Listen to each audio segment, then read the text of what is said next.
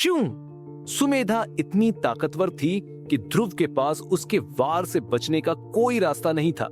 अपनी बेबसी में उसे बिजली के 3 प्रहार की पहली शैली का इस्तेमाल करना ही पड़ा। इसके साथ ही ध्रुव किसी बिजली की तरह हो गया। उसकी रफ्तार अचानक कई गुना बढ़ गई और उसने तेजी से भागते हुए आखिरकार सुमेधा के उस हमले को चकमा दे ही दिया। इसकी ताकत इतनी ज्यादा कैसे हो सकती है? ध्रुव अंदर से हिल गया था। उसके अंदाजे के हिसाब से अगर वो 8वें स्तर के किसी लड़ाके का सामना करता तो भले ही वो जीत न पाए, लेकिन वो उसे एक जबरदस्त टक्कर तो दे ही सकता था। लेकिन सुमेधा का वो हमला, जो कि साफ तौर पर बस एक आम सा हमला था, उसने ध्रुव को अपना वो ट्रम्प कार्ड इस्तेमाल करने पर मजबूर कर दिया था, जिसे वो आम तौर पर कभी इस्तेमाल नहीं करता था। ये सब उसकी सोच और कल्पना से बहुत परे था। तुम्हें क्या लगता है, क्या सिर्फ तुमने ही रहस्यमयी तकनीकों का अभ्यास किया है? ध्रुव का वो हैरान चेहरा देखकर सुमेधा ने उसे एक हिकारत भरी नजर से देखा। उसने ध्रुव पर कोई और हमला नहीं किया। वो बस कमरे में रखी एक कुर्सी पर बैठ गई, एक सेब उठाया और बड़े मजे से उसे खाने लगी। रहस्यमयी तकनीकें? तुमने रहस्यमयी तकनीकों का अभ्यास किया है? ध्रुव अब और भी बड़े सदमे में था। जाहिर सी बात है, वो बहुत अच्छे से जानता था कि रहस्यमयी तकनीकें क्या होती हैं। उन्हें रहस्यमयी तकनीकें इसलिए कहा जाता था क्योंकि वो असल में बेहद गुप्त और जादुई थीं। जिन लोगों ने साधना की आम तकनीकों पर पकड़ बना ली थी, वो आध्यात्मिक ऊर्जा को इकट्ठा कर सकते थे। अगर उनका हुनर अच्छा था तो उनके लिए महाप्राण क्षेत्र में कदम रखना पूरी तरह से मुमकिन था। लेकिन जिन लोगों के पास सिर्फ वो आम तकनीकें थीं, उनके लिए महाप्राण क्षेत्र का पहला स्तर ही उनकी साधना का आखिरी पड़ाव बन जाता था। मिसाल के तौर पर ध्रुव के दादा बलवंत रायजादा ऐसा इसलिए था क्योंकि महाप्राण क्षेत्र एक बिल्कुल ही नया और अलग क्षेत्र था। वहां इकट्ठा की हुई आध्यात्मिक ऊर्जा की जरूरत नहीं होती थी, वहां जरूरत होती थी महाप्राण ऊर्जा की। ये महाप्राण ऊर्जा आसमान और जमीन के बीच हर जगह मौजूद थी, लेकिन इसे साधना की आम तकनीकों से इकट्ठा नहीं किया जा सकता था।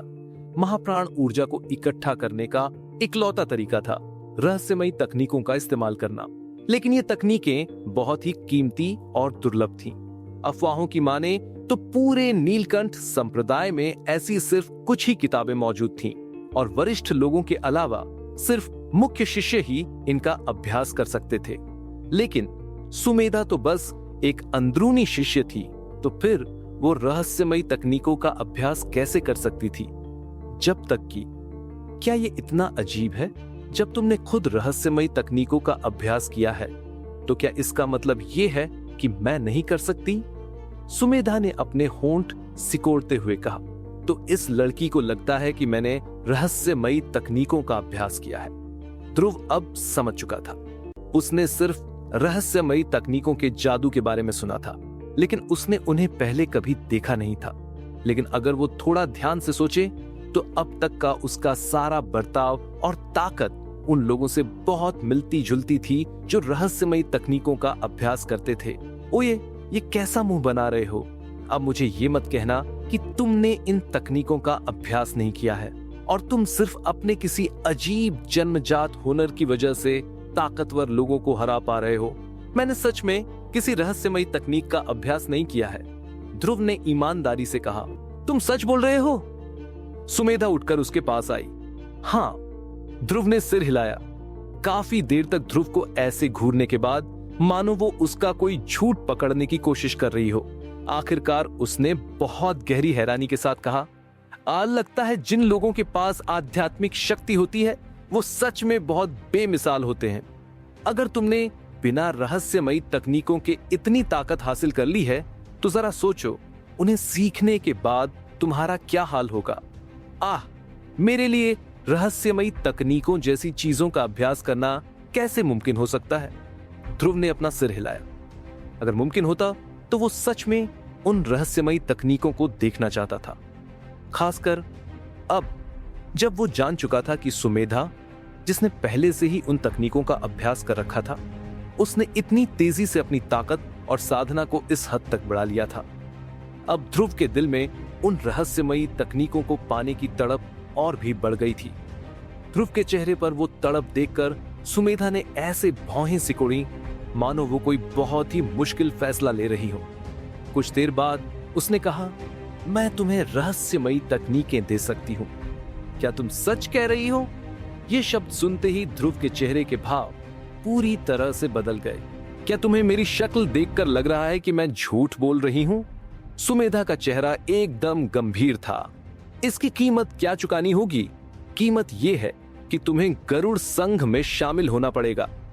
तुम आखिर मुझे गरुड़ संघ में शामिल करने के लिए इतनी मरी क्यों जा रही हो? क्योंकि मैं तुम्हें अपनी तरफ खींचना चाहती हूं। अभी मैं गरुड़ संघ का हिस्सा हूं। गरुड़ संघ मेरी ताकत पर निर्भर है, इसलिए मुझे लगता है कि अगर तुम शामिल हो जाओगे तो हमारी ताकत कई गुना बढ़ जाएगी। और वैसे भी अब तुम्हारे पास पीछे हटने का कोई रास्ता नहीं बचा है। तुम्हारा क्या मतलब है? ध्रुव को अब थोड़ी बेचैनी होने लगी थी। क्या तुम्हें नहीं पता कि जिस वेदांत को तुमने अभी अभी इतनी बुरी तरह पीटा है, वो तलवार संघ के मुखिया का छोटा भाई है? सुमेधा ने एक बहुत ही खौफनाक और चालाक मुस्कान के साथ कहा। तुम चालाक लड़की। ध्रुव को अचानक सब कुछ समझ आ गया। इतना सारा नाटक करने के बाद उसने न सिर्फ ध्रुव को अपनी ढाल की तरह इस्तेमाल किया था, बल्कि उसने ध्रुव और तलवार संघ के बीच एक ऐसी दुश्मनी पैदा कर दी थी जो कभी खत्म नहीं हो सकती थी।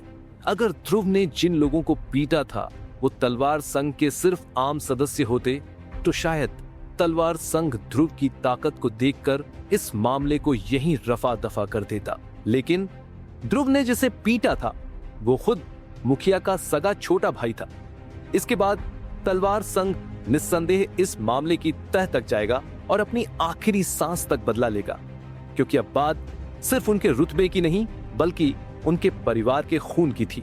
मैं जानती हूं कि तुम्हारा जिगरा बहुत बड़ा है और तुम जमीन आसमान किसी से नहीं डरते, लेकिन तुम्हें ये याद रखना होगा कि भले ही तुम न डरो, पर तुम्हारी श्रुति और तुम्हारे रायजादा परिवार का क्या वो नहीं डरेंगे? सुमेधा ने उसे फंसाने का एक और दांव खेला। मैंने सच में तुम्हें कमजोर समझने की बहुत बड़ी भूल की थी। ध्रुव ने कभी सपने में भी सोचा नहीं था कि वो लड़की उसे इतनी अच्छी तरह समझ लेगी। ये बात शीशे की तरह साफ थी कि उसने ध्रुव के बारे में पूरी छानबीन कर रखी थी। लेकिन ध्रुव ने फिर भी पूरी गंभीरता के साथ कहा, मेरा जवाब अभी भी वही है, मुझे मंजूर नहीं है। ध्रुव, क्या तुम कुछ ज्यादा ही घमंड नहीं दिखा रहे हो? सुमेधा अब सच में भड़क गई थी। रहस्यमयी तकनीकों का लालच देने के बाद भी उसने इनकार कर दिया था। ये बात अब उसकी बर्दाश्त से बाहर हो रही थी और उसका वो घमंडी और बॉस वाला रवैया तुरंत बाहर आ गया। ये मेरे घमंडी होने या न होने की बात नहीं है, बात बस इतनी है कि मुझे धमकियां देना बिल्कुल पसंद नहीं है। तुम जा सकती हो, ध्रुव ने अपना हाथ हवा में लहराते हुए कहा। सुमेधा के इस तरह ब्लैकमेल करने के बाद अगर ध्रुव को गुस्सा न आता तो ये बात अजीब होती। धड़ाम! लेकिन ठीक उसी वक्त किसी ने बाहर से ध्रुव के कमरे का दरवाजा बहुत जोर से धक्का देकर खोला। उसके बाद शिखर लड़खड़ाता और गिरता पड़ता हुआ अंदर आया। ध्रुव को देखते ही उसे ऐसा लगा मानो उसे अपना भगवान मिल गया हो।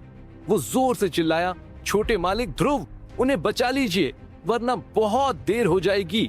शिखर, क्या हुआ? ये नजारा देखकर ध्रुव पूरी तरह चौंक गया, क्योंकि शिखर का शरीर चोटों से भरा हुआ था। साफ दिख रहा था कि वो अभी किसी बहुत भयंकर लड़ाई से बचकर भागा था। छोटे मालिक ध्रुव, छोटी मालकिन श्रुति। शिखर का चेहरा खौफ से पीला पड़ गया था और उसके मुंह से शब्द ठीक से निकल भी नहीं पा रहे थे। मुझे तुरंत वहां लेकर चलो। श्रुति का नाम सुनते ही ध्रुव ने एक भी सवाल नहीं पूछा। उसने शिखर का हाथ पकड़ा और तेजी से कमरे के बाहर दौड़ पड़ा। लेकिन जाने से पहले ध्रुव ने सुमेधा को एक बहुत ही खतरनाक और गुस्से भरी नजर से देखा, क्योंकि उसे लग रहा था कि शायद तलवार संघ वाले श्रुति से बदला लेने पहुंच गए थे। वो इतनी जल्दी आ गए? ध्रुव को इस तरह भागते देखकर सुमेधा ने एक चालाक मुस्कान के साथ अपने होंठ मोड़े। उसने कुछ पल सोचा और फिर वो भी उनके पीछे पीछे चल दी। और रास्ते में भागते हुए ये पता चला कि शिखर और बाकी लोगों का सामना तलवार संघ के इंतकाम से नहीं हुआ था। उन्होंने तो किसी दूसरे ही संघ से पंगा ले लिया था। हुआ यूं था कि ध्रुव के जाने के बाद समर्थ और बाकियों का सामना एक मोटे लड़के से हुआ। उस मोटे ने श्रुति और हिमानी की खूबसूरती को देखकर भरी भीड़ के सामने उन पर भद्दी फप्तियां कसी थीं। इसलिए समर्थ और बाकी सब ने मिलकर उस मोटे को पीटना शुरू कर दिया। लेकिन उन्होंने सपने में भी नहीं सोचा था कि उस मोटे की वजह से वहां खतरनाक लड़ाकों का एक पूरा झुंड आ धमकेगा। वो मोटा लड़का जो सिर्फ महारठी क्षेत्र के तीसरे स्तर पर था, असल में एक संघ का मुखिया था।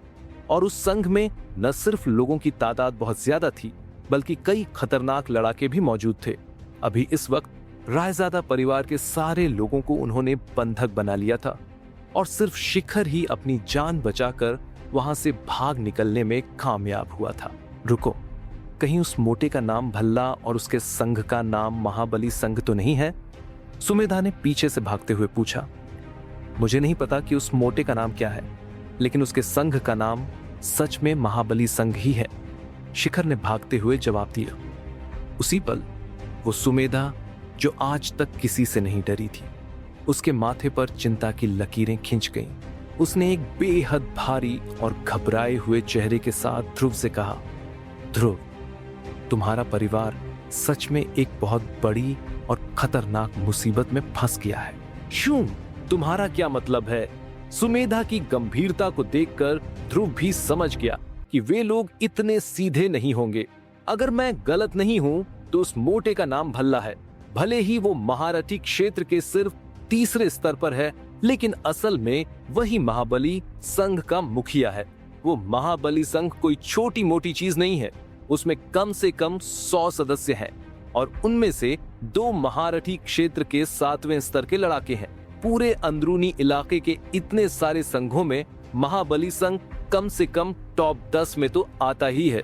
महाबली संघ जैसे कचरे में इतने सारे लोगों के शामिल होने की एक बहुत बड़ी वजह है। क्या तुम जानते हो कि वो किस चीज पर इतना उछलता है? किस पर? उसके दादा बलभद्र नीलकंठ संप्रदाय के अंदरूनी सजा विभाग के प्रमुख हैं और भल्ला अपने परिवार का इकलौता वारिस बचा है, इसलिए उसके दादा ने उसे बहुत सिर चढ़ा रखा है। भल्ला के पीछे इतनी बड़ी भीड़ होने की असली वजह उसके दादा का रुतबा ही है। इस अंदरूनी इलाके में जब तक वो किसी की जान नहीं लेते, तब तक महाबली संघ के सदस्यों के किसी भी गुनाह की कोई जांच नहीं होती, इसलिए वे इतने बेलगाम हो चुके हैं। सुमेधा ने उसे समझाया। तुम मुझे ये सब क्यों बता रही हो? ध्रुव की नजरें अब और भी गहरी हो गई। महाबली संघ के लोग ऐसे नहीं हैं जिनसे तुम पंगा ले सको, लेकिन मैं तुम्हारी मदद कर सकती हूं। शर्त बस इतनी है कि तुम्हें गरुड़ संघ में शामिल होना होगा। सुमेधा ने मुस्कुराते हुए कहा, हम दोनों ही इंसान हैं और ऐसा कोई नहीं है जिससे मैं पंगा न ले सकूं। और हां, तुम एक चीज गलत समझ रही हो। मैं उससे पंगा नहीं ले रहा हूं, उसने मुझसे पंगा लिया है। तुम्हारी अच्छी नीयत के लिए शुक्रिया, लेकिन ये मेरे परिवार का मामला है। एक मर्द होने के नाते मैं खुद इस मुसीबत से निपटना चाहता हूं। इतना कहने के बाद ध्रुव ने शिखर पर दहाड़ते हुए कहा, शिखर, रास्ता दिखाओ। जी। शिखर के जोरदार जवाब के बाद वे तेजी से महाबली संघ की तरफ दौड़ पड़े। ये लड़का सच में बहुत ढीठ है। इसे समझाना भैंस के आगे बीन बजाने जैसा है। ध्रुव और शिखर को जाते हुए देखकर सुमेधा ने अपना छोटा सा मुंह फुला लिया, लेकिन कुछ ही पल हिचकिचाने के बाद वो भी उनके पीछे पीछे चल दी। अंदरूनी इलाके के एक खास हिस्से में एक बहुत बड़ी हवेली थी। ये भल्ला का घर था और साथ ही महाबली संघ का मुख्य ठिकाना भी। इस वक्त महाबली संघ के बाहर कई 100 अंदरूनी शिष्य इकट्ठा हो चुके थे और तमाशा देखने वालों की भीड़ लगातार बढ़ती जा रही थी। इसका कारण यह था कि महाबली संघ के उस विशाल दरवाजे के सामने दर्जन भर शिष्यों को रस्सियों से लटकाया गया था। उनके शरीर पर गहरे घाव थे और हर जगह से ताजा खून टपक रहा था। कुछ लोग तो पहले ही बेहोश हो चुके थे और वो लोग कोई और नहीं बल्कि समर्थ, राजवीर, रणवीर और रायजादा परिवार के बाकी सदस्य थे। जल्दी देखो, महाबली संघ फिर से शिष्यों को सरेआम टॉर्चर करके अपनी ताकत दिखा रहा है। क्या कोई इन्हें रोकने वाला नहीं है? रोकने वाला? कौन रोकेगा इन्हें? अंदरूनी सजा विभाग का प्रमुख खुद भल्ला का दादा है। इस अंदरूनी इलाके में आखिर किसमें इतनी हिम्मत है जो उस पर लगाम लगा सके? वो तो यहाँ किसी गुंडे बादशाह की तरह राज करता है। चुप रहो। अगर महाबली संघ वालों ने तुम्हारी बातें सुन ली तो तुम्हारा अंजाम भी इन्हीं लोगों जैसा होगा। अफसोस की बात है, वो दोनों लड़कियां कितनी खूबसूरत थीं, लेकिन मुझे डर है कि भल्ला आज उनकी जिंदगी बर्बाद कर देगा। तमाशा देख रहे शिष्यों के दिलों में गुस्सा तो बहुत था, लेकिन किसी की भी कुछ बोलने की हिम्मत नहीं हो रही थी। भले ही अंदरूनी इलाके के सारे संघों में महाबली संघ सबसे ताकतवर नहीं था, लेकिन उनकी जड़ें बहुत गहरी थीं। कमीना कहीं का। लगता है आज भल्ला अपनी मौत को खुद बुलावा दे रहा है। ठीक उसी वक्त ध्रुव और बाकी लोग वहां पहुंच गए। अपने रायजादा परिवार वालों को इतनी बुरी तरह जख्मी देखकर ध्रुव अपने गुस्से पर बिल्कुल काबू नहीं रख पाया और वो सीधा महाबली संघ की तरफ लपका। रुक जाओ, ये महाबली संघ का मुख्य ठिकाना है। जो महाबली संघ का हिस्सा नहीं है उसे अंदर जाने की इजाजत नहीं है। किसी को अपनी तरफ आते देखकर दरवाजे पर पहरा दे रहे महाबली संघ के एक सदस्य ने जोर से चिल्लाकर कहा, भाड़ में जा तू। ध्रुव ने हवा में छलांग लगाई और एक जोरदार किक मारकर उस आदमी को जमीन पर पटक दिया। उसके बाद ध्रुव ने उस आदमी का कॉलर पकड़ा और धड़ाम धड़ाम धड़ाम करके उसके चेहरे पर 3 मुक्के जड़ दिए। उस आदमी का पूरा चेहरा खून से सन गया और उसकी नाक टेढ़ी हो गई। फिर ध्रुव ने अपना हाथ घुमाया और उस आदमी को रेत की बोरी की तरह हवा में उछाल दिया। वो हवा में उड़ता हुआ सीधा महाबली संघ के अहाते के अंदर जा गिरा। महाबली संघ वालों, कान खोलकर सुन लो, तुरंत श्रुति और हिमानी को आजाद कर दो, वरना मैं तुम्हारे पूरे संघ को अपने पैरों तले रौंद दूंगा। ध्रुव की आवाज बादलों की गरज जैसी थी। आस पास तमाशा देखने वालों की तो बात ही छोड़िए, महाबली संघ की हवेली के अंदर मौजूद लोग भी इसे एकदम साफ सुन सकते थे। बाप रे, वो लड़का आखिर है कौन? उसकी महाबली संघ को इस तरह ललकारने की हिम्मत कैसे हुई? मुझे नहीं पता। मैंने उसे पहले कभी नहीं देखा, लेकिन उसकी उम्र देखकर लगता है कि वो इस साल का कोई नया शिष्य है। सच में नया मुल्ला प्याज ज्यादा खाता है वाली बात है। वो अकेले दम पर पूरे महाबली संघ से टकराने की जुर्रत कर रहा है। लगता है वो अपनी जिंदगी से ऊब चुका है। बहुत से लोगों ने ध्रुव के लिए मन ही मन मातम मना लिया, क्योंकि उन्हें लग रहा था कि वो अपनी मौत के मुंह में जा रहा है। और सच में जैसे ही ध्रुव ने बोलना खत्म किया, महाबली संघ की हवेली के दरवाजे पूरी ताकत से खुले। पूरे 100 लोग गुस्से से उबलते हुए एक साथ बाहर निकल आए। वे लोग अभी भी जवान थे और सभी कदकाठी में बहुत लंबे और भारी भरकम थे। उनकी ताकत भी कम नहीं थी। उनमें से जो सबसे कमजोर था वो महारथी क्षेत्र के 4थे स्तर पर था, और जो सबसे ताकतवर था वो 6ठे स्तर पर था। किस कमीने की इतनी जुर्रत जो महाबली संघ में आकर इतना भौंक रहा है? तोड़ दो साले को। उनमें से एक ने अहाते के अंदर नजर दौड़ाई और अपने उस साथी को देखा जिसकी नाक टेढ़ी हो चुकी थी और आंखें सूजी हुई थीं। उसने बिना कुछ सोचे समझे सीधे ध्रुव की तरफ छलांग लगा दी। आज जो भी मेरा रास्ता रोकने की जुर्रत करेगा उसे इसका बहुत भारी अंजाम भुगतना पड़ेगा। महाबली संघ के उन 100 सदस्यों की भीड़ का सामना करते हुए भी गुस्से से पागल ध्रुव 1 इंच भी पीछे नहीं हटा। वो किसी खूंखार बाघ की तरह महाबली संघ की उस फौज पर टूट पड़ा। ध्रुव के हमले बेहद बेरहम और क्रूर थे। जो भी उसके हत्थे चढ़ता उसे कम से कम गहरी चोटें तो आती ही थीं, और जो बुरी तरह पिट जाता वो तो मौके पर ही बेहोश हो जाता। उसका हर वार खून बहा रहा था और उसके सामने कोई भी टिक नहीं पा रहा था। उसके सामने चाहे कोई 4थे स्तर का लड़ाका हो या 6ठे स्तर का, कोई भी उसके एक हमले को सहने लायक नहीं था। पलक झपकते ही वहां हर तरफ से दर्द की चीख पुकार गूंजने लगी। हे भगवान, आखिर ये लड़का है कौन? ये इतना ताकतवर कैसे हो सकता है? ये तो सच में बहुत खौफनाक है। इतनी कम उम्र में कोई इतना बेरहम कैसे हो सकता है? उसकी वो खून की प्यासी ऊर्जा सीधे रूह को कंपा रही है और लोगों को डरा रही है। ध्रुव ने महाबली संघ के अंदर मानो कत्लेआम मचा दिया था। देखते ही देखते पूरा महाबली संघ बुरी तरह हार चुका था। हर कोई हैरानी से चीख रहा था और तमाशा देखने वालों में से कुछ लोग तो डर के मारे कांपने लगे थे। रही बात उन 100 जवान लड़कों की, तो वो कैसे महाबली संघ के सदस्य हो सकते थे जिनके नाम से लोग कांपते थे। ध्रुव के सामने वो बस बेबस और डरी हुई भेड़ों के झुंड की तरह लग रहे थे। बाघ के सामने भेड़िए भी दुम दबा लेते हैं और एक शैतान के सामने बुरे लोग भी शरीफ बन जाते हैं। ये लड़का, मैंने अभी भी इसे कम आंकने की गलती की थी। ध्रुव की उस तबाही को देख रही भीड़ के एक कोने में खड़ी सुमेधा की खूबसूरत आंखों में एक अजीब सी चमक थी। उसका वो प्यारा सा चेहरा अब शांत नहीं रहा था। उसके चकमा देने वाले हुनर की तो बात ही छोड़ दो, लेकिन इतनी कम उम्र में उसका इतना क्रूर और बेरहम होना। अगर सुमेधा भी उसकी जगह होती तो शायद वो भी इतनी बेरहमी से नहीं मार पाती। आखिरकार वो दोनों अभी बहुत छोटे थे, लेकिन ध्रुव ने ऐसा कर दिखाया था। अगर नीलकंठ संप्रदाय के सख्त नियम न होते तो सुमेधा को इस बात में रत्ती भर भी शक नहीं था कि ध्रुव उन सबको जान से मार देता। इसका मतलब यह भी था कि ध्रुव का दिमाग अभी भी पूरी तरह से शांत और होश में था, लेकिन इतने भयंकर गुस्से में भी अपना दिमाग ठंडा रखना, ये बात ध्रुव के खतरनाक होने का और भी बड़ा सबूत थी। अगर इस उम्र में वो ऐसा था तो बड़ा होने पर वो क्या कह डालेगा। उस पल सुमेधा की नजरों में ध्रुव के लिए एक बिल्कुल नई और अलग ही छवि बन चुकी थी। हे, मेरी दोनों खूबसूरत परियों, अब देखते हैं तुम दोनों खुद को मुझसे कैसे बचा पाती हो। महाबली संघ की हवेली के एक कमरे में एक मोटा इंसान पलंग पर बैठा श्रुति और हिमानी को घूर रहा था। उसका पूरा चेहरा फुंसियों से भरा हुआ था, सिर मोटा था और कान बहुत बड़े बड़े थे।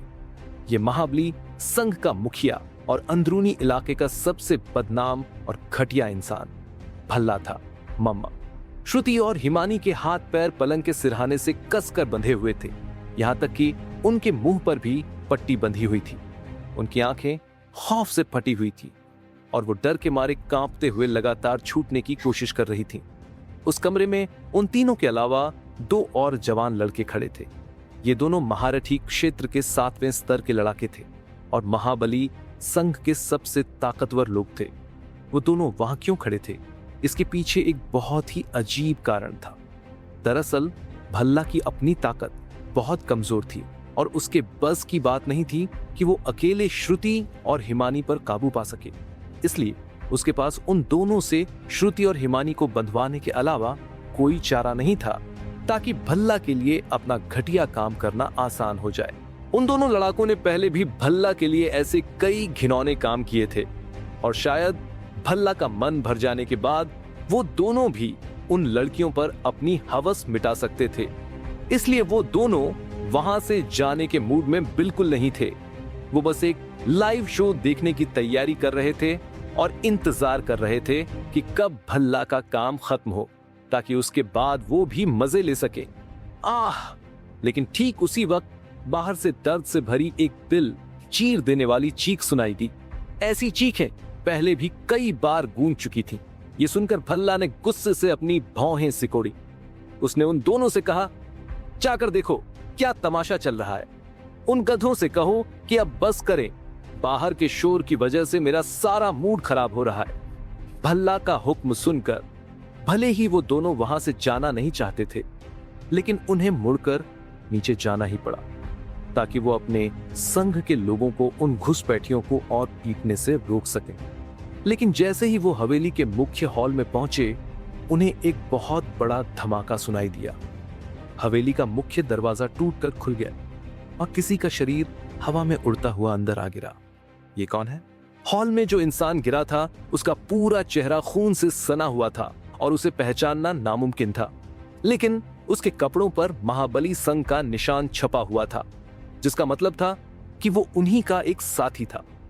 लानत है, अपने ही आदमी को इस तरह बुरी तरह पिटा हुआ देखकर वो दोनों तुरंत आग बबूला हो गए। भले ही भल्ला महाबली संघ का मुखिया था, लेकिन असल में उस संघ की सबसे बड़ी ताकत वो दोनों ही थे। लेकिन जैसे ही वो गुस्से से पैर पटकते हुए हवेली के दरवाजे की तरफ बढ़े, अहाते का नजारा देखकर उन दोनों के पैरों तले जमीन खिसक गई। इस वक्त महाबली संघ के उस बड़े से अहाते में हर तरफ उनके ही लोगों की लाशें जैसी पड़ी थी। सबकी हालत बहुत खौफनाक थी। जो लोग बेहोश नहीं हुए थे वो जमीन पर लौटते हुए दर्द से बुरी तरह तड़प और चीख रहे थे। वो नजारा सच में रूह कंपा देने वाला था। ध्रुव ने अभी भी एक आदमी का कॉलर पकड़ा हुआ था। भले ही वो आदमी लगातार रहम की भीख मांग रहा था, लेकिन ध्रुव का दिल जरा भी नहीं पसीजा। उसने एक जोरदार मुक्का मारा और हड्डियों के चटकने की एक भयानक आवाज के साथ उस आदमी की छाती की हड्डियां चकनाचूर हो गई। एक दर्दनाक चीख के साथ वो आदमी वहीं बेहोश हो गया। फिर किसी भूसे से भरे पुतले की तरह ध्रुव ने उसे हवा में उछाला और वो एक धड़ाम की आवाज के साथ थोड़ी दूर जाकर गिरा। इस तरह वो पूरे 100 लोग जो ध्रुव पर हमला करने आए थे, उन सबको उसने अकेले ही मिट्टी में मिला दिया था। और इस पूरे कत्लेआम में सिर्फ कुछ ही पलों का वक्त लगा था। इस खौफनाक अंजाम ने बाहर खड़े तमाशा देखने वालों की चीखें निकाल दी थी। भला वो एक आम जवान लड़का कैसे हो सकता था? वो तो साक्षात मौत का देवता लग रहा था। लड़के, कौन है तू? अचानक हवेली के मुख्य दरवाजे से एक आवाज गूंजी। उधर देखकर हर कोई चौंक गया। वहां मौजूद हर इंसान महसूस कर सकता था कि दरवाजे पर खड़े उन दोनों लड़कों के शरीर से जो ऊर्जा निकल रही थी, वो महारथी क्षेत्र के 7वें स्तर की थी। सब समझ गए कि महाबली संघ के सबसे बड़े लड़ाके मैदान में आ चुके हैं। अगर ध्रुव ने अभी जिन लोगों को पीटा था वो सिर्फ छोटे मोटे प्यादे थे, तो अब उसका सामना असली महारथियों से होने वाला था। हर कोई यह देखने के लिए बेताब था कि जब ध्रुव और उन दोनों के बीच टक्कर होगी तो आखिर क्या होगा। तुम दोनों को बहुत जल्द याद आ जाएगा कि मैं कौन हूं। ध्रुव धीरे से मुड़ा और खून की प्यासी अपनी उन भयानक नजरों से उन दोनों को घूरा। ये लड़का, जब उन दोनों ने ध्रुव का बर्फ जैसा ठंडा चेहरा और जान लेने पर उतारू वो खौफनाक नजरें देखी तो उनके शरीर डर से कांप उठे। वो दोनों खुद को रोक नहीं पाए और उनके कदम अपने आप एक कदम पीछे हट गए। एक ऐसा डर जिसे रोका नहीं जा सकता था उनके दिलों में फैलने लगा। झट, ठीक उसी पल ध्रुव ने अचानक हमला कर दिया। वो आगे बढ़ा और किसी कमान से छूटे तीर की तरह पलक झपकते ही उसकी रफ्तार इतनी तेज हो गई मानो उसका पूरा शरीर बिजली की एक किरण बन गया हो। वो अगले ही पल उन दोनों के ठीक सामने आ खड़ा हुआ। इससे पहले कि वो दोनों कुछ समझ पाते, उन्हें बस अपने सामने कुछ बिजली जैसी चीज की हरकत महसूस हुई और फिर उनके सीने में एक भयानक हलचल मची। अगले ही पल दोनों के मुंह से खून का एक बड़ा फव्वारा फूटा और वो बेजान होकर जमीन पर गिर पड़े। हे भगवान, ये ताकत तो क्लास 4 के कौशल की है। ये कैसे मुमकिन है कि ये लड़का क्लास 4 के कौशल का इस्तेमाल कर पा रहा है? मुझे पता है ये कौन है। ये इस साल के अंदरूनी शिष्य की परीक्षा का चैंपियन है। वही खतरनाक लड़का जिसने 40 खूंखार दरिंदों को अकेले मार गिराया था। ये कैसे मुमकिन है? अंदरूनी शिष्य की परीक्षा को बीते अभी कुछ ही वक्त हुआ है। वो इतनी जल्दी क्लास 4 के कौशल का इस्तेमाल कैसे कर सकता है? सिर्फ इतना ही नहीं, उसकी अपनी ऊर्जा तो साफ तौर पर महारथी क्षेत्र के 6ठे स्तर की है। फिर ये कैसे मुमकिन है कि उसने 7वें स्तर के 2 लड़ाकों को एक ही झटके में हरा दिया? क्या क्लास 4 का कौशल सच में इतना खौफनाक होता है? तमाशा देखने वाली भीड़ में मानो खौलता हुआ तेल पड़ गया हो। अगर ध्रुव का 100 लोगों से लड़ना उसकी बेरहमी का सबूत था, तो अब उसने जो किया था वो उसकी असली और खौफनाक ताकत थी। वो कोई आम इंसान नहीं था, वो एक ऐसा अजूबा था जिसने लोगों की सोच की सारी हदें तोड़ दी थी। और इस हद तक पहुंचने वाले को सच में एक जीनियस ही कहा जा सकता था। सच में कितने जाहिल हैं ये लोग। ये आम लोग एक जीनियस की दुनिया को भला कैसे समझ सकते हैं? सुमेधा ने हैरानी में डूबी उस भीड़ को एक तिरछी नजर से देखा और फिर अपनी नजरें ध्रुव की तरफ मोड़ी। लेकिन तभी उसे एहसास हुआ कि ध्रुव तो हवेली के मुख्य हॉल से गायब हो चुका था। लानत है, ये लड़का आज किसी बहुत बड़ी मुसीबत में फंसने वाला है। यह देखते ही सुमेधा ने भी छलांग लगाई और तेजी से हवेली के अंदर भागी। जानू, तुम दोनों काफी देर से मेरा इंतजार कर रही हो ना? रुको, मैं अभी आकर तुम दोनों को कंपनी देता हूं। हवेली के अंदर उस कमरे में भल्ला ने पहले ही अपने सारे कपड़े उतार दिए थे और अपना वो घिनौना और मोटा शरीर नंगा कर रखा था। उसकी हवस से भरी आंखें पलंग पर बंधी श्रुति और हिमानी को घूर रही थी। उसने बेशर्मी से अपने होंठ चाटे, बेताबी से अपने हाथ मले और बोलते बोलते वो उन दोनों के ऊपर झपटने ही वाला था। धड़ाम! लेकिन ठीक उसी वक्त एक बहुत ही भारी और भयानक आवाज गूंजी। आवाज की तरफ देखते ही भल्ला के चेहरे का रंग उड़ गया और डर के मारे उसकी आंखें फटी की फटी रह गईं, क्योंकि उस कमरे का दरवाजा अपने चौखट से उखड़ चुका था और सीधा भल्ला की तरफ उड़ता हुआ आ रहा था। उस दरवाजे की रफ्तार इतनी तेज थी कि भल्ला का उससे बचना नामुमकिन था। बूम! आह आह! एक जोरदार धमाके के साथ वो दरवाजा सीधे भल्ला के शरीर से टकराया और टूटकर चकनाचूर हो गया। उस भयानक टक्कर से भल्ला कमरे के एक कोने में जा गिरा। उसकी आंखों के आगे अंधेरा छा गया था और उसका सिर चकरा रहा था। उसका पूरा शरीर दरवाजे के लकड़ी के टुकड़ों से भर गया था। साफ था कि ये कोई हल्की फुल्की टक्कर नहीं थी। जैसे ही वो थोड़ा होश में आया, उसने खौफ से देखा कि कमरे में कोई और भी था।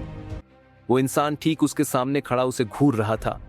भले ही वो बस एक जवान लड़का था, लेकिन उसके पूरे शरीर से एक ऐसी खौफनाक ऊर्जा निकल रही थी जिसने भल्ला की रूह कंपा दी थी।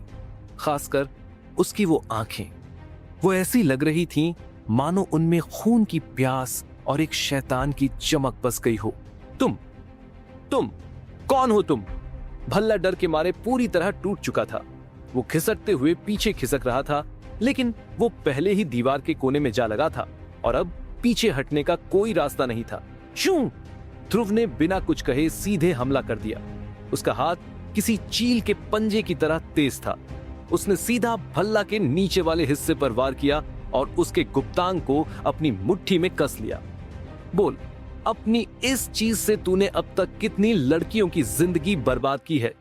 ध्रुव अचानक मुस्कुराया, लेकिन उसकी वो मुस्कान बहुत ही अजीब और खौफनाक थी। भल्ला उस दर्द को समझ भी पाता उससे पहले उसने ध्रुव को मुस्कुराते हुए देखा। उसे लगा कि शायद ध्रुव उससे डर गया है, इसलिए उसने तुरंत अपने तेवर बदल लिए और जोर से चिल्लाया, तू ये सब क्यों पूछ रहा है? क्या तू नहीं जानता कि मैं कौन हूं?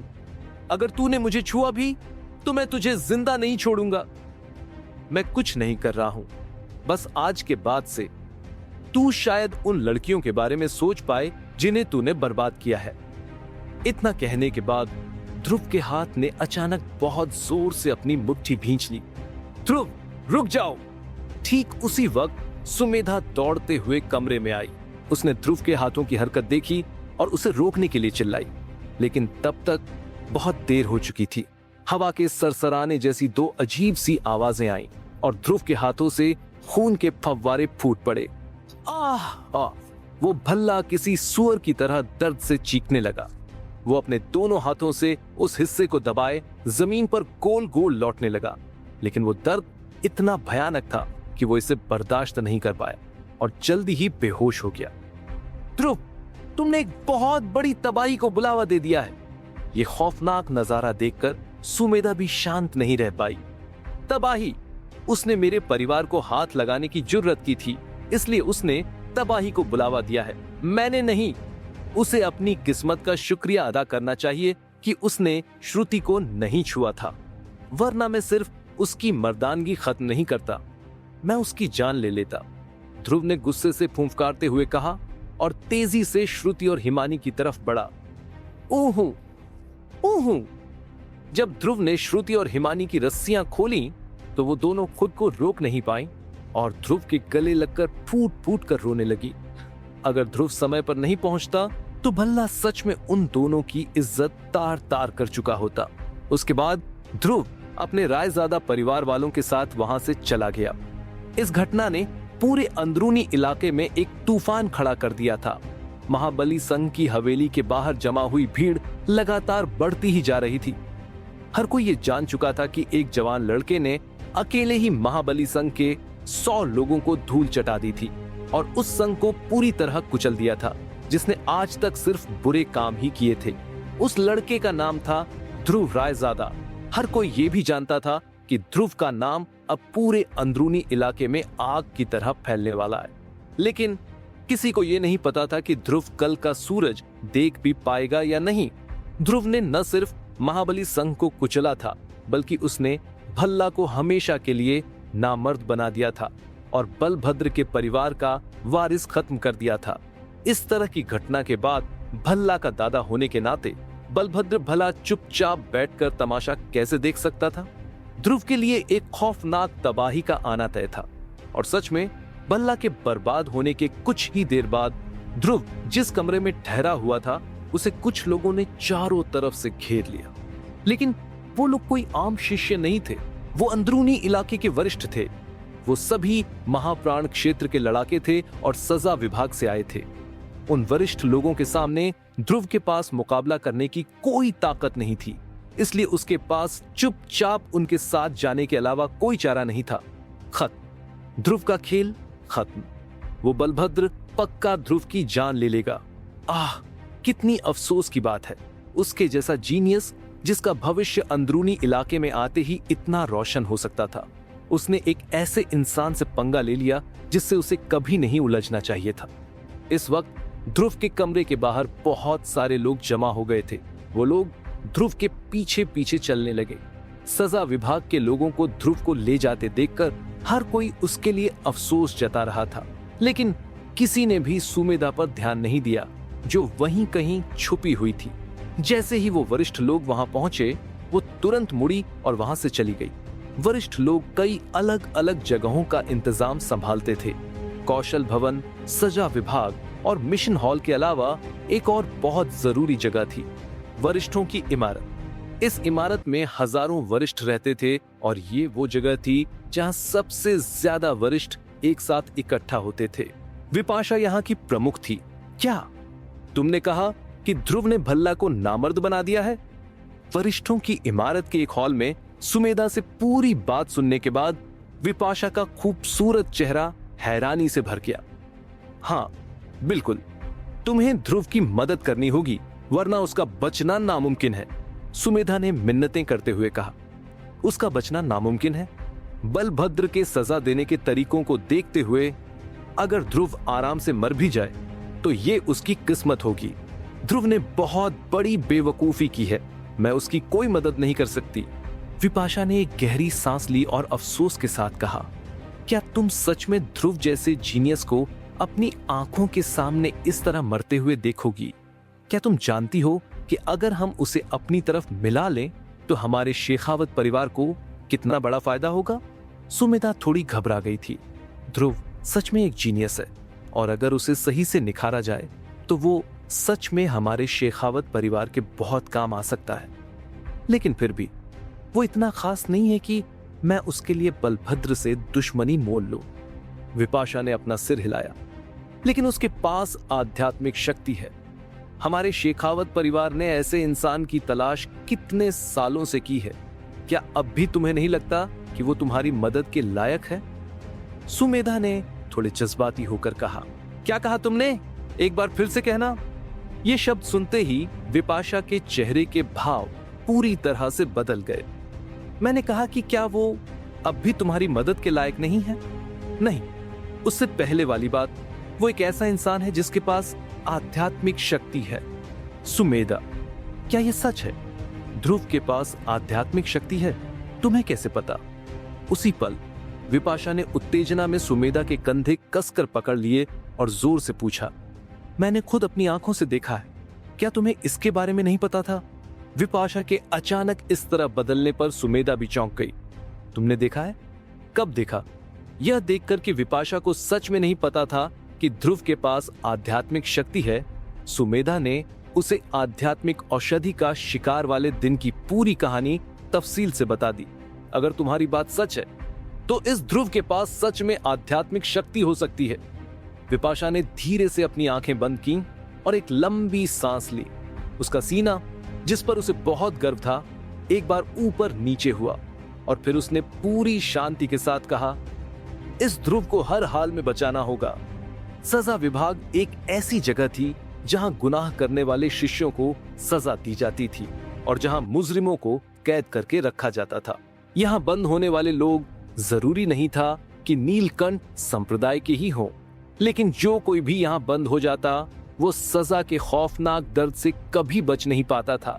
इस वक्त सजा विभाग के सबसे सख्त इलाके में बने लोहे के एक पिंजरे में ध्रुव के दोनों हाथों को लोहे की भारी जंजीरों से बांधकर उसे हवा में लटका दिया गया था।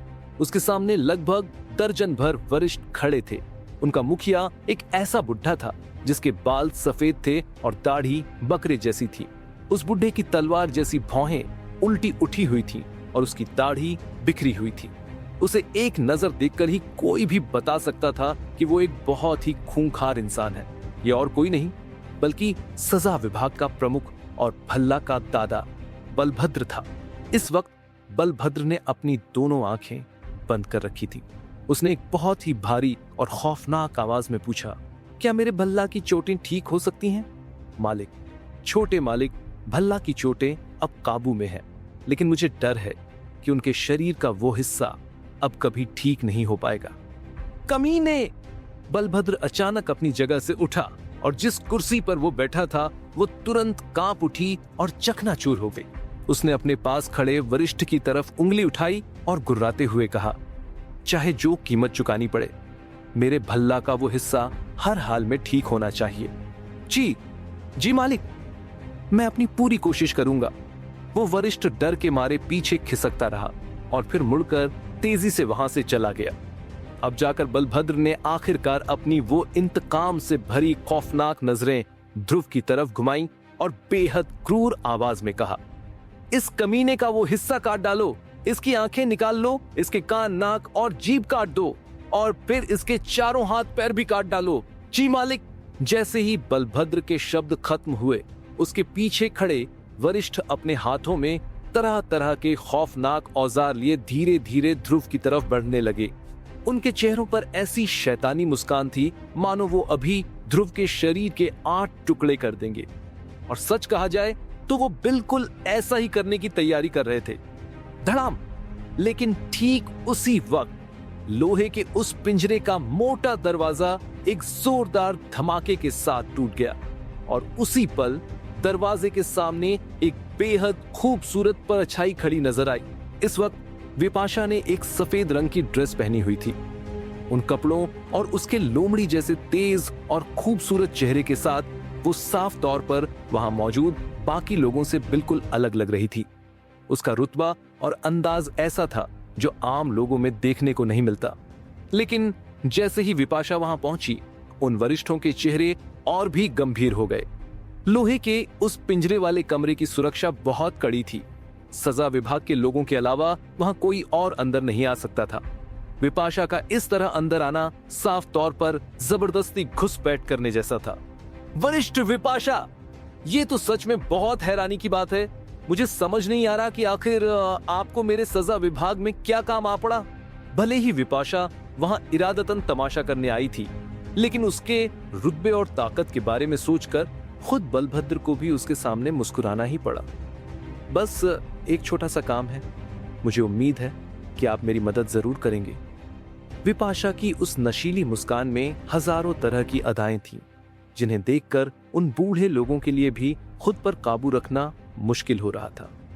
अगर कोई काम है तो बेझिझक कहिए, मैं आपकी मदद करने की पूरी कोशिश करूंगा। बलभद्र ने मुस्कुराते हुए कहा, मैं इस ध्रुव को अपने साथ ले जाना चाहती हूँ। विपाशा ने एक हल्की सी मुस्कान के साथ कहा। यह शब्द सुनते ही न सिर्फ बाकी लोगों के बल्कि उस बलभद्र के चेहरे के भाव भी पूरी तरह बदल गए, जो अभी तक मुस्कुरा रहा था। विपाशा, ये कैसा भद्दा मजाक है? क्या तुम जानती भी हो कि इस ध्रुव ने क्या किया है? बलभद्र का रवैया अचानक सख्त हो गया। इसने चाहे जो भी किया हो, आज मैं इसे अपने साथ लेकर ही जाऊंगी। विपाशा ने भी अपनी मुस्कान गायब कर दी। ये मुमकिन नहीं है। मैं तुम्हें अब भी साफ साफ बता दूं, अगर आज खुद भगवान भी नीचे आ जाए, तब भी वो ध्रुव को यहां से ले जाने की बात नहीं सोच सकते। इन्हें बाहर का रास्ता दिखाओ। बलभद्र ने अपना हाथ हवा में लहराया और मुड़कर विपाशा को अनसुना कर दिया। वरिष्ठ विपाशा, कृपया बाहर चलिए। ये देखकर कई वरिष्ठ जबरदस्ती मुस्कुराते हुए विपाशा की तरफ बढ़े ताकि उसे बाहर निकाल सकें। लेकिन इससे पहले कि वो उसके करीब भी पहुंच पाते, विपाशा के शरीर से एक न दिखने वाला भारी दबाव बाहर निकला। वो दबाव इतना ताकतवर था और किसी भंवर की तरह घूम रहा था। पलक झपकते ही वो पूरे लोहे के पिंजरे वाले कमरे में फैल गया। लगभग उसी वक्त जब वो दबाव बाहर निकला तो वहां मौजूद दर्जनों वरिष्ठ धड़ाम से जमीन पर गिर पड़े और उनके मुंह से खून के फव्वारे फूट पड़े। वहां सिर्फ बलभद्र ही था जो अभी तक अपने पैरों पर खड़ा रह सका था। उस पल विपाशा के चारों तरफ एक बवंडर सा घूम रहा था और उसके घने काले बाल हवा में लहरा रहे थे। उसकी वो सफेद ड्रेस इस तरह उड़ रही थी मानो कोई अप्सरा जमीन पर उतर आई हो, लेकिन उसकी नजरें किसी बर्फ की तरह खौफनाक और ठंडी थी। मैं भी तुम्हें अभी साफ साफ बता दूं, तुम्हारी मर्जी हो या ना हो, तुम्हें ध्रुव को आजाद करना ही होगा। विपाशा, अपनी हद पार मत करो। ये देखकर बलभद्र भी आग बबूला हो गया।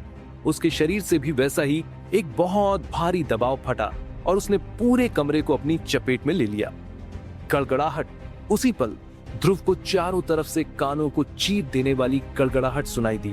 वो साफ देख सकता था कि लोहे का वो मजबूत पिंजरा भी बुरी तरह कांप रहा था, मानो वो उन दोनों की भयानक ताकत और दबाव को सह नहीं पा रहा हो। उस दबाव के नीचे जमीन पर गिरे हुए महाप्राण क्षेत्र के वो वरिष्ठ भी अपना सिर पकड़कर दर्द से चीखने लगे। उनके लिए उस ताकत को सहना नामुमकिन हो रहा था, लेकिन ध्रुव एकदम ठीक था। उसके चारों तरफ एक गर्म और सुकून देने वाली ऊर्जा थी जो उसे उस भयानक दबाव से बचा रही थी। साफ था कि विपाशा की ताकत उसकी हिफाजत कर रही थी। बलभद्र, ऐसा नहीं है कि मैं तुम्हें नीचा दिखा रही हूं, लेकिन तुम अभी भी मेरे सामने खड़े होने लायक नहीं हो। अचानक विपाशा ने एक कदम आगे बढ़ाया। जैसे ही उसका पैर जमीन पर पड़ा, किसी रेंगते हुए सांप की तरह जमीन पर एक बहुत गहरी दरार पड़ गई। वो दरार बहुत तेजी से आगे बढ़ी और सीधा बलभद्र की तरफ गई। धड़ाम। जैसे ही वो दरार बलभद्र के सामने पहुंची, वो पलक झपकते ही हवा में उड़ गया और लोहे की दीवारों से बहुत जोर से जा टकराया। जैसे ही वो जमीन पर गिरा, उसका मुंह खुला और खून की एक बड़ी उल्टी बाहर आ गिरी। तुम सच में इस स्तर तक पहुंच चुकी हो। इतनी ताकत होने के बावजूद तुम अभी भी इस अंदरूनी इलाके में एक वरिष्ठ बनकर क्यों रुकी हुई हो? बलभद्र ने खौफ से फटी हुई आंखों से विपाशा को घूरा, क्योंकि विपाशा की ताकत उसके अंदाजे से कहीं ज्यादा बढ़ चुकी थी। कुछ बातें ऐसी होती हैं जो नहीं पूछनी चाहिए। विपाशा ने उसे बहुत ही हिकारत भरी नजरों से देखा और अपने हाथ हवा में लहराए। खचाक खचाक। कुछ ही पलों में ध्रुव के हाथों को बांधने वाली वो लोहे की भारी जंजीरें कटकर गिर गईं। इसके साथ ही ध्रुव आजाद हो गया और आराम से जमीन पर खड़ा हो गया। भले ही ध्रुव को नहीं पता था कि विपाशा वहां उसे बचाने क्यों आई थी, लेकिन फिर भी वो जल्दी से भागकर उसके पास चला गया। वो जानता था कि इस वक्त इस पूरे इलाके में सिर्फ विपाशा के पास खड़ा होना ही सबसे सुरक्षित जगह थी। ध्रुव ने जमीन पर पड़ी उस दरार को देखा और उसकी सांसें अटक गईं। वो पूरा कमरा और पिंजरा भारी और मोटे लोहे से बना था। इस लोहे पर सिर्फ एक कदम रखकर इतनी बड़ी दरार पैदा कर देना, ये साफ दिखा रहा था कि विपाशा की ताकत आखिर किस हद तक बेकाबू और भयानक थी। ध्रुव को ज्यादा चोटें नहीं आई थीं और विपाशा ने भी उसकी तरफ देखकर एक बहुत ही प्यारी सी मुस्कान दी। उसने ध्रुव का हाथ पकड़ा और उसे बाहर की तरफ खींचने लगी। पास से देखने पर ध्रुव को एहसास हुआ कि विपाशा सच में हद से ज्यादा खूबसूरत थी। भले ही सुमेधा की खूबसूरती भी विपाशा से कम नहीं थी, लेकिन वो अभी थोड़ी छोटी और नादान थी। लेकिन विपाशा की बात ही अलग थी। उसके पूरे शरीर से एक ऐसी परिपक्व और नशीली कशिश निकल रही थी जो किसी को भी पागल कर सकती थी। यहां तक कि उसके शरीर की महक भी किसी जादू से कम नहीं थी। लेकिन जैसे ही ध्रुव उस नशीली महक में डूबने लगा, विपाशा अचानक रुकी, पीछे मुड़ी और बहुत ही सर्द आवाज में बलभद्र से कहा, ध्रुव पर छुपकर हमला करने या उसके रायजादा परिवार को नुकसान पहुंचाने के बारे में सोचना भी मत, वरना अंजाम इतना सीधा नहीं होगा जितना तुम्हारे पोते का हुआ है। मैं तुम्हारे पूरे खानदान का नाम इस नभोमंडल प्रांत से मिटा दूंगी। विपाशा, मुझ पर दबाव मत डालो। अगर तुम मुझे एक हद से ज्यादा मजबूर करोगी तो इसका अंजाम किसी के लिए भी अच्छा नहीं होगा। बलभद्र ने गुस्से से गुर्राते हुए कहा, ओ, अगर तुम्हें लगता है कि तुम कुछ उखाड़ सकते हो तो शौक से आजमा कर देख लो। मैं किसी भी वक्त तुम्हारा स्वागत करने के लिए तैयार रहूंगी। विपाशा अचानक मुस्कुराई, लेकिन उसकी मुस्कान में खून जमा देने वाली ठंडक थी। उसने बलभद्र से और कोई बकवास नहीं की और ध्रुव को लेकर उस लोहे के पिंजरे वाले कमरे से बाहर आ गई। विपाशा के वहां से जाने के बाद बलभद्र की हालत उस गुब्बारे जैसी हो गई थी जिसकी सारी हवा निकल गई हो। वो बेबसी से जमीन पर गिर पड़ा और उसका चेहरा एकदम सुन्न हो चुका था। कुछ देर बाद वो कड़वाहट के साथ मुस्कुराया और उसकी बूढ़ी आंखों से आंसू गिरने लगे। वो जानता था कि वो अभी सिर्फ खोखली धमकियां दे रहा था, क्योंकि अगर उसके परिवार और शेखावत परिवार की हैसियत को तौला जाए तो ये किसी चींटी और हाथी का मुकाबला था। उसकी कोई औकात ही नहीं थी। आज वो अपने इस अपमान के कड़वे घूंट को चुपचाप पीने के अलावा और कुछ नहीं कर सकता था। अब उसकी किस्मत में कुछ भी कर पाने का कोई मौका नहीं बचा था, क्योंकि वो नहीं चाहता था कि उसका पूरा परिवार मिट्टी में मिल जाए। महामंडप के एक शानदार हॉल में विपाशा चाय बनाने में मशरूफ थी। ध्रुव एक स्टूल पर टांग रखे बैठा था और छुप छुप कर विपाशा के खूबसूरत बदन, उसके उभरे हुए सीने और उसकी सुडौल कमर को घूर रहा था। उसकी ड्रेस के नीचे से नजर आने वाली उन गोरी और लंबी टांगों को देखकर ध्रुव के अंदर एक ऐसी आग भड़कने लगी जिसे रोक पाना मुश्किल था। हे, सच में क्या गजब की औरत है। ध्रुव ने मन ही मन एक लंबी सांस ली। वो इंसान सच में बहुत किस्मत वाला होगा जिसे इतने खूबसूरत बदन का साथ मिलेगा।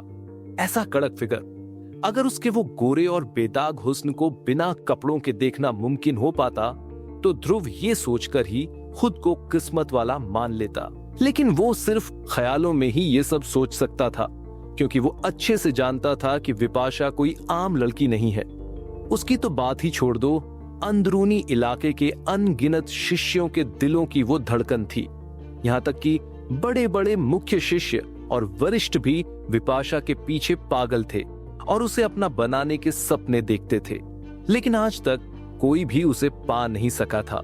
इसलिए ये औरत कोई ऐसी चीज नहीं थी जिसे कोई भी आम इंसान अपनी मर्जी से पाले या उसके करीब जा सके।